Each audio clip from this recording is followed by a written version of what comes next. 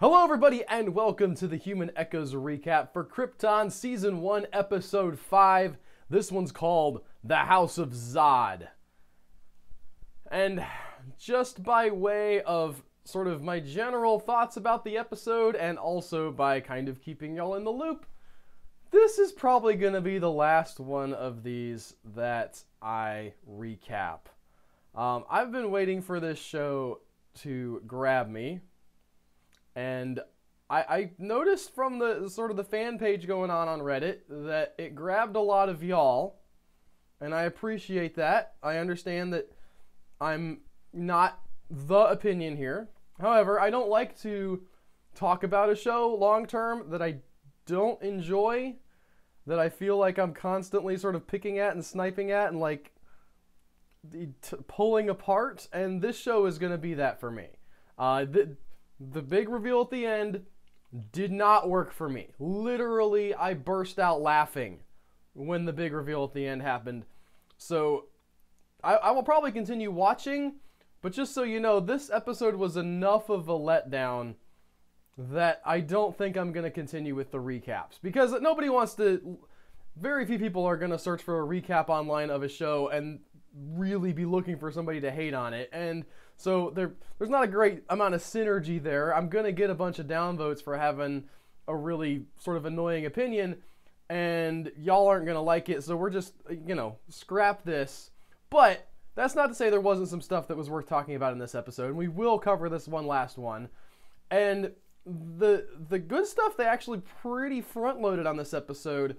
We start off with this flashback of Primus Zod. All right, who we find out later her name is Jaina.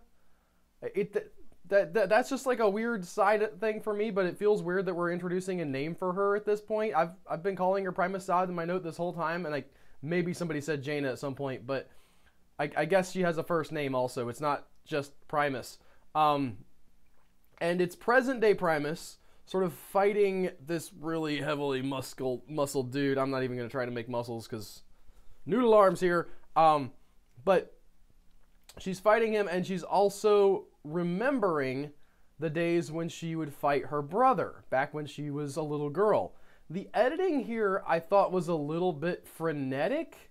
There's a lot of kind of pacing issues with this show where I think that they try to tell things in a really short time span that need a little bit more time to breathe. And sometimes that can kind of work, but in my opinion, they're not giving some of these cool ideas really enough time. I mean, you could potentially just take a break from a regular series and just have a whole flashback episode with Primus Zod, and I would be cool with that, okay? Back before she's Primus Zod, back when she's Jaina and her brother and like her dad is training her up. It doesn't... I know that would sort of break up the flow of what's happening, and maybe you would need some like modern day stuff to tie in, but this whole compressed flashback stuff that happens in like 2 or 3 scenes, in my opinion, could almost be like the bulk of an episode. We don't get that though, but we do get her dad telling her this lesson that we know that the Zods believe about honor, and how honor is the most important thing in life, that it is more important than everything, including your family. Honor is supreme.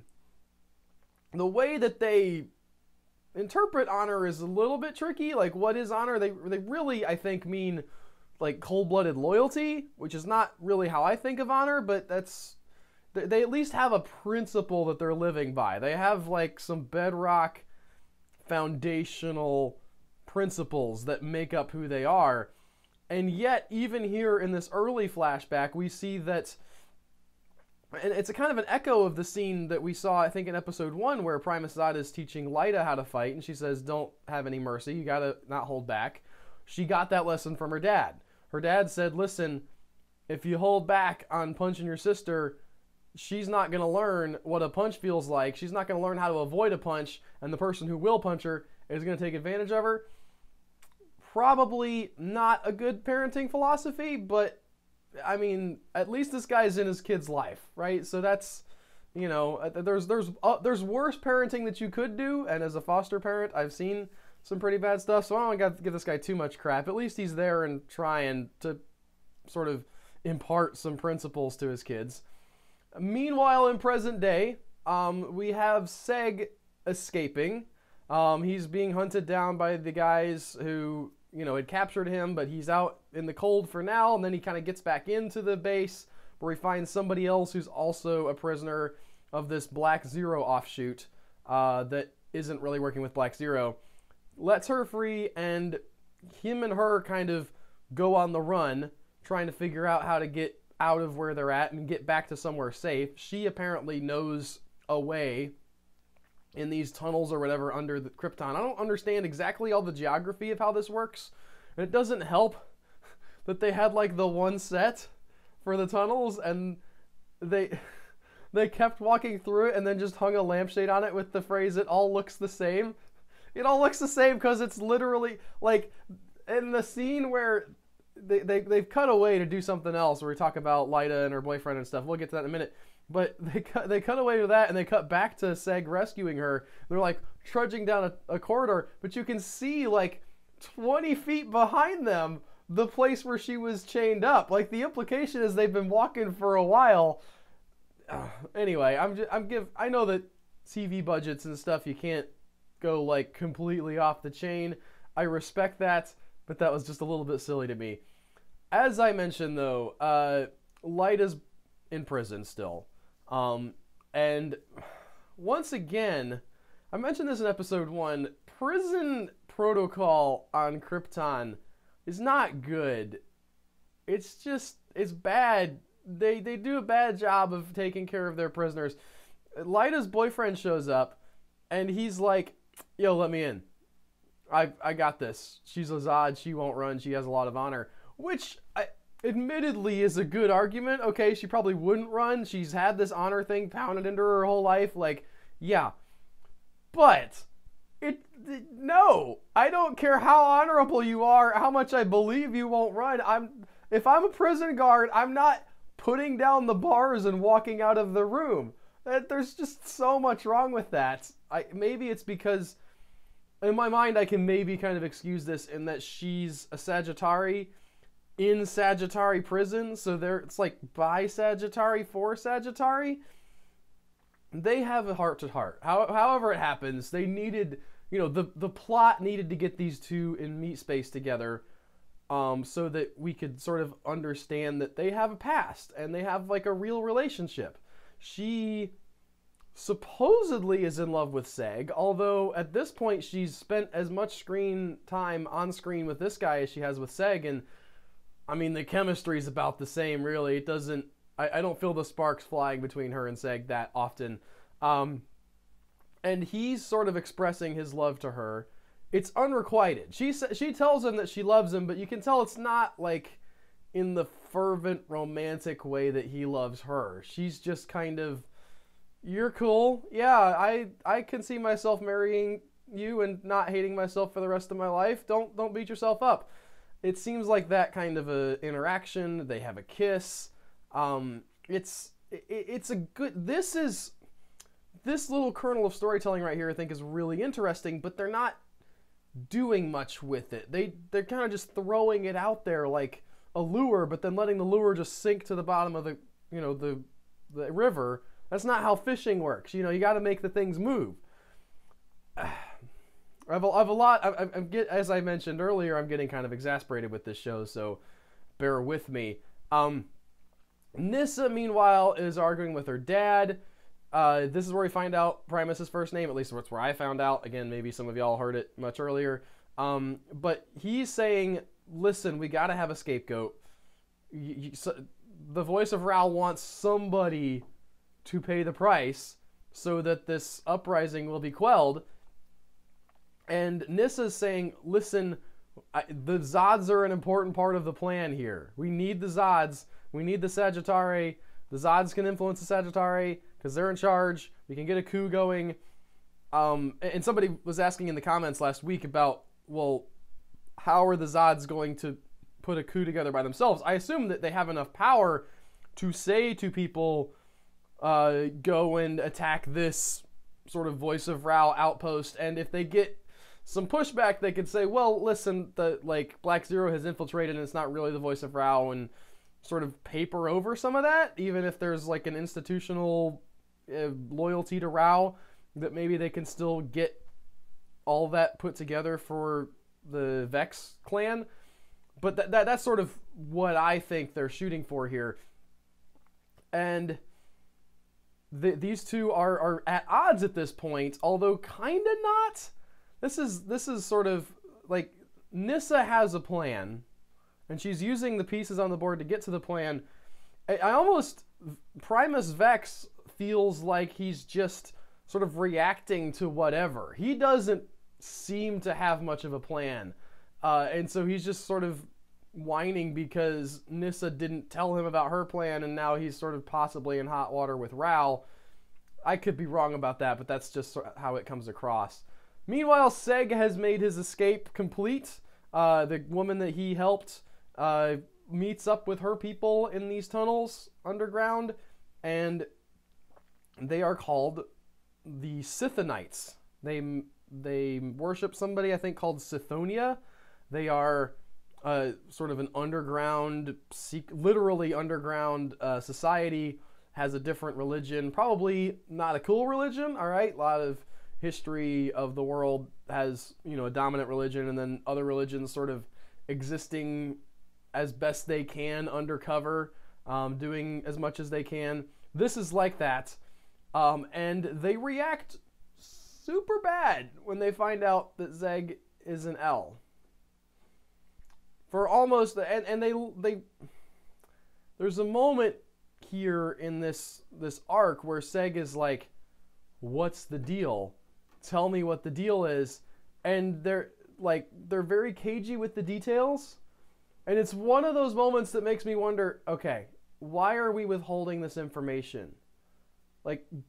And is it because the writers don't actually know where they want to go with this? That they haven't actually thought that far ahead, and they're just sort of making this up as they go? That is the distinct impression that I got from some of the hemming and hawing about how the House of El almost destroyed the planet. Maybe I'm wrong there, but that's just sort of the impression that I got. Nyssa is putting the thumb screws on Jaina. She says, Primus Zod. I can't call her Jaina. I can't do it. Primus Zod to work with her. And this should be like a bigger scene. It feels, again, there's a lot of this stuff that feels rushed. The overarching story here, though, is we get this flashback to Primus and her brother, and they've been sent out sort of on their, I guess the Zods have this like coming of age ritual, and they've been sent to this place out in the frozen land without any equipment, right? Which it's difficult to tell. We get several shots of the frozen land in this episode where it's clearly supposed to be cold, but people have like exposed fingers and like facial features, which I get because it's a, it's acting. People want to have their faces shown on TV, but at some point later on, Seg is able to do some pretty delicate electronic work in what I assume is like sub-zero freezing temperature with a massive wind chill.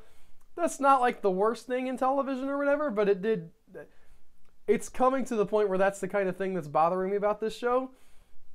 But regardless, it's real cold, and supposedly there's not very much oxygen, so they're sort of, peak of Mount Everest weather, trudging through the outskirts of Kandor to this big giant sword, and their dad has told them there's a supply cache there. You're gonna have a mask that, or two masks. Well, he doesn't say specifically, but he says there's gonna be an oxygen supply there. When they get there, there's two of them, and they find out there's the one oxygen supply. And this is another thing that feels pretty rushed. Jaina, I guess I can call her Jaina because she's a girl at this point. Jaina and her brother argue about what to do with this oxygen supply. And it's a scene that plays out in maybe a minute and a half, if my memory recalls correctly, and maybe not even that. And her brother's like, he sees the one mask, and he's like, well, gotta kill you. as she's like in the middle of her saying, listen, we made it all this way out here without an oxygen supply. We've got half of an oxygen supply for both of us to make it back. We can probably do it. We can work together. And his takeaway from all of their lessons about honor is kill your sister.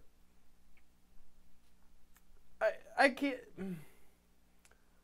The fact that she gets back and her dad is cool with this, all right, just that one of them has killed the other, makes me question like everything about what he's even trying to teach them. What does that even mean? That's not honor, okay? That's not even like the warrior spirit. If you're gonna be a soldier, you need to know how to work together with people and not just kill your co-soldier. They are not, I guess he has set them up as competitors in times past, and that's sort of where this guy is coming from, but they're gonna have to, theoretically, unless he was just planning on killing one of them the whole time, I would assume if you're training soldiers, you want them to be able to work together. You want them to have this honor, you want to have loyalty, yes, but you also want to be able to do teamwork and not just kill each other off the second that there might not be enough food for like a day. Because, again, if we'd gotten more of this scene, right, of the trek, I think we could have possibly cued in better to the desperation that Primus's brother was feeling at when she left him, you know, when he went to like take her out. But it's just sort of, well, cut to now we're here and we got the one thing and yeah, we made it out here and maybe we can make it back. And he's like, no, murder. It's a good, the thing is, I like it as an impulse creator for Primus, right? The idea that she remembers this, that she sees what this honor above family thing has wrought, and she decides to do something different. I like that aspect of it, but the way it actually plays out feels kind of silly. It just did not work for me. It did not land for me. Seg finally bluffs his way out of the L-hating place. He gets back out. He asks for a mask, and he manages to make it out into the wasteland. And meanwhile, Lyta is facing execution. And this is the other problem that I'm having with the show. Some of y'all have mentioned that there's not a lot of tension because we know how the story ends. And I don't think that has to be a problem, okay?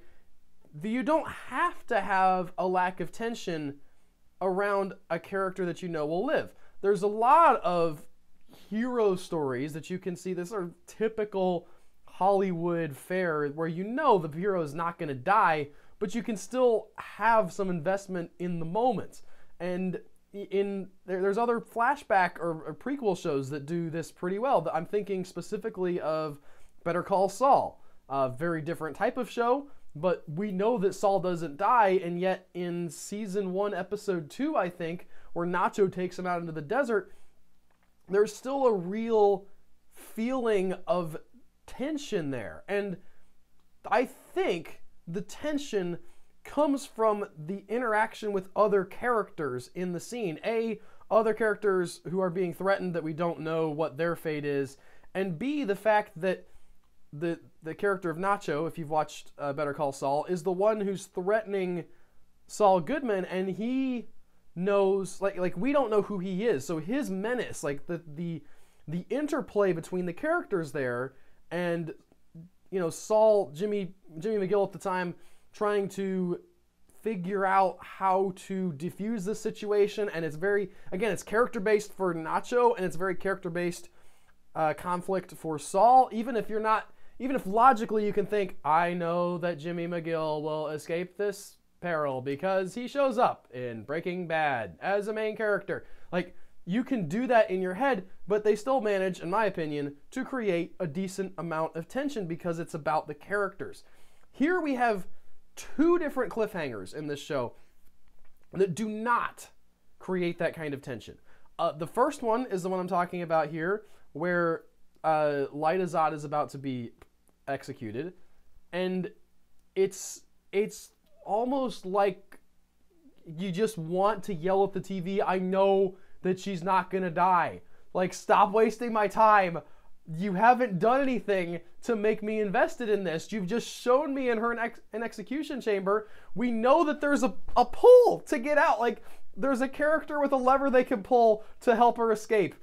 What are you doing? All right, if the means of escape for the character is just sitting there watching her get executed and like has an emotional investment, we've already said, like, we know what's going to happen. They try to make it look like Primus isn't going to like step in, but it doesn't. It never felt like that was actually an outcome that could happen. And the same thing with Seg freezing to death out here in the wasteland. He, you know, again, puts together a ham radio with his frozen, uncovered fingers and calls Adam Strange, of all people. I guess Adam Strange gave him some kind of communicator or something. I forget. But, you know, says to him, like, I'm trapped out here, and here's my last message. You know, here's something I need to do for you. And I wrote in here, in the, like, Seg calls for help section, because I have my notes here, I just wrote, like, what will happen? Sarcastic. Okay? Because I know what's going to happen. He's like, oh, I'm dying, but I can call for help. And help is going to show up at the last second. All right? And granted, they take, like, a little bit of a detour for the help to get there. But it's still exactly what you knew was going to happen. They didn't... The only thing that was really fun about this episode was the moment when Adam Strange, I say the only thing, there's probably some other stuff, but this was my favorite part of the episode, was the moment when Adam Strange brings the message to Light Azad where Seg is saying, I'm dead. Like, if you're hearing this message, I'm gone.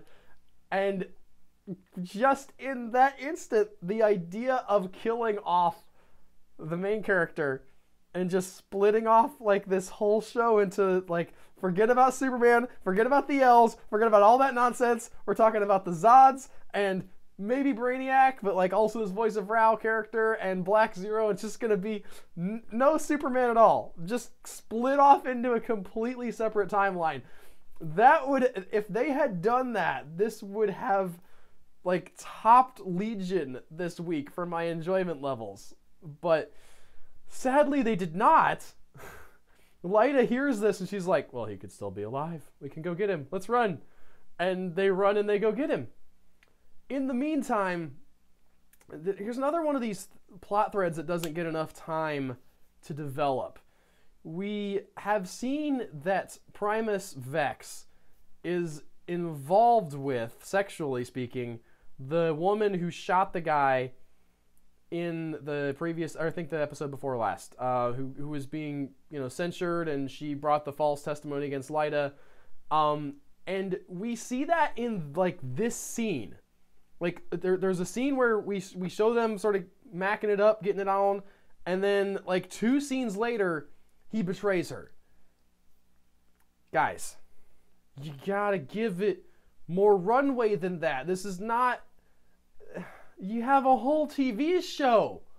You have a whole long-form 10-episode season of all of this stuff to set these things up. You could have had this at least in the episode before now to just establish, like, he cares about her and then, like, oh, we had to kill her. In theory, it's good drama. In theory, this is, like, cool, like, creating rifts between Nyssa and Primus Vex and resentment between these two, and I'm sure that is where they're going, but it's not felt as strongly as it could be because they haven't given that time to germinate. We didn't see, like, we didn't get any lead into this. Just like, he likes her, oh, he killed her, and he's mad because he didn't have any choice. I get what they're doing, but it just needs time to breathe. It just needs more breathing room, really. Lyta, of course, comes to the rescue. There's a fake out, right? They do the fake out where Black Zero dude shows up and captures Seg, takes him back to his lair, and you think, oh no, the twist, the turn. But no, actually, Lyta still shows up and saves him. The only reason that we had Black Zero dude show up and take him back to his lair was so that Lyta could end up in the tunnels with Black Zero dude. And the moment that made me laugh out loud, because it was so ridiculous, the last line of the show is, "I'm your son from the future."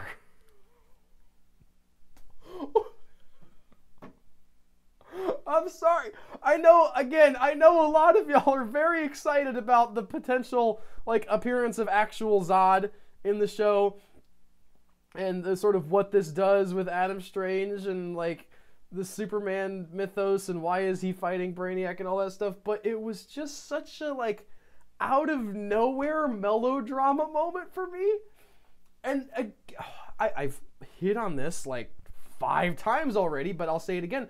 There's a potential version of this where you have the setup for Primus Zod and her brother much sooner. Okay? Like episodes ago. And you know that she left him in the snow. And we know in this episode that you can kind of survive that. Like, she didn't stab him until he was dead. She just walked off. There is a lead-in. If you have that kind of runway, you could then sort of have the assumption, oh, maybe he survived somehow. Maybe, like, he's just real tough and he gritted it out and made it back, and that's why he's underground, because he's ashamed. No. You didn't get that, like, fake out. I mean, maybe if you were thinking real fast, but if you think about the structure of the scenes, you have the scene where she loses her brother in the snow, and we don't have another scene with whichever Zod this happens to be, the Black Zero Zod, until, like, the very end where he shows up and grabs Seg again. You need to plant that seed that there could be another Zod out there, that there was another Zod left in the wasteland, before you introduce this other character, at least more than one scene before. You have to give these things time to expand in the audience's mind, and it just zips right by. And the other thing is, I don't trust them when they just keep throwing time travel at the screen and hoping that it sticks like spaghetti.